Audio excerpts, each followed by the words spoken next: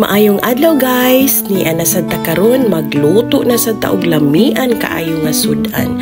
Guys, na ako'y leftover nga naara gyud taon ni siya sa ref. And then nakahuna-huna ko nga lutuon ako pagbalik.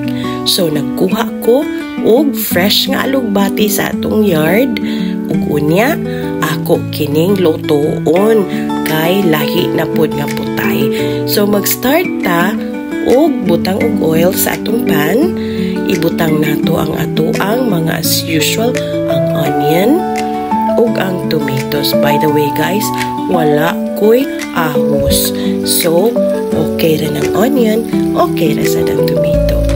So, ato ni siyang i-gisa or i-saute as usual. Then, kanimang kung atong leftover guys, usahay malimtan na lagi ni siya sa ref. Sama sa ato ang past.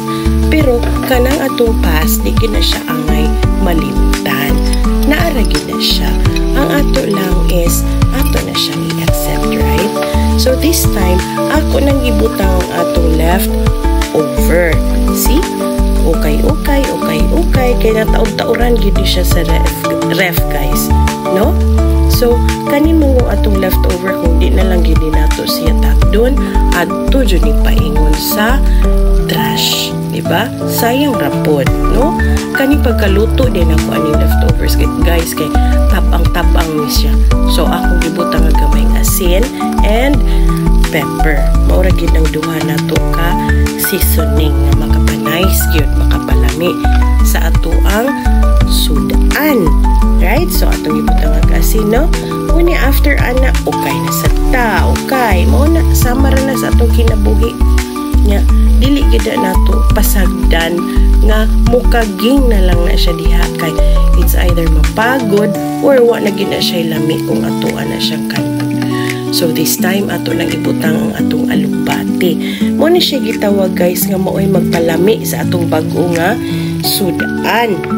So ang atong past dili na siya angay nga kalimtan or pretending ta nga dili wala na niya happen. Instead, ato na siyang himuong basihanan sa ato ang pagbago. Atong i-allow ang Ginoo sa pag-heal ug pag-guide nato sa atong future nga puno sa paglaom ug tumong, di ba? So, this time gibutangan nako siya og magic sarap. So, this magic sarap pareha ra sad ni nga maoy mo palami og samot sa atong leftover nga gibutangan ng alugbati. Mao ni ang atong prayers, di ba? Sa gula nato ang prayers, ang atong pag-forgive sa atong kaugalingon nga na-happen tong ato ang past nga dili maayo. So, through this, maka-move on na ta, di ba? Mao na gitawag nga new life na sad, new beginning sa nindot na usab nga future, di ba?